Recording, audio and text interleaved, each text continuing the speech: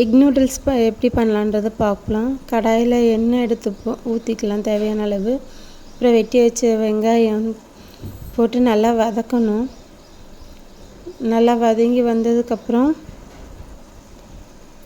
நம்ம காயெல்லாம் வெட்டி வச்சுருக்கணும். அதுக்கு முன்னாடியே கேப்சிகம், கேரட்டு, பீன்ஸு, கோஸு எல்லாம் ஒன்று ஒன்றா லைட்டாக போட்டு கொஞ்சம் தேவையான அளவு உப்பையும் அதில் சேர்த்து காய்க்கு அளவாக வதக்கி எடுத்துக்கலாம். நல்லா அதுலேயே வேக வச்சு எடுக்கணும் காயெல்லாம்.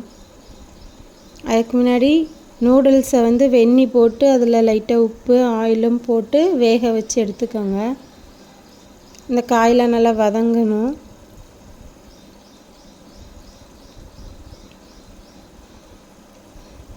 தண்ணிலாம் ஊற்ற தேவையில்லை. தண்ணி ஊற்றினா ஒரு மாதிரி ஆயிரும். கொத்தமல்லி தழை வாசனைக்கு, கருவேப்பிலை வேணும்னா போட்டுக்கலாம்.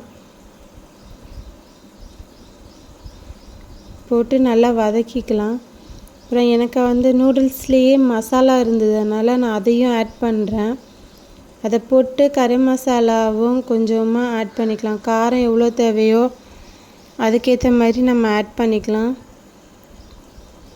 அப்புறம் 2 முட்டை எவ்வளோ தேவையோ நம்ம அவ்வளோ ஆட் பண்ணிக்கலாம். போட்டு லைட்டாக பெப்பரு, சீரகத்தூள் போடணும் அப்படின்னு நினச்சா அப்போ அதையும் ஆட் பண்ணால் நல்லா வாசனையாக இருக்கும்.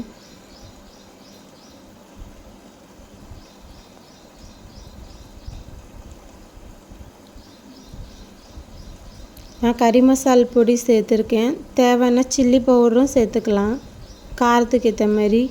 அப்புறம் வேக வச்சுருந்த நூடுல்ஸை எடுத்து போட்டு கிளறி எடுத்தோம்னா சர்வ் பண்ணுறதுக்கு ரெடி ஆயிரும். இதை ட்ரை பண்ணி பார்த்துட்டு எப்படி இருக்குன்னு சொல்லுங்கள் ஃப்ரெண்ட்ஸ். தேங்க்யூ.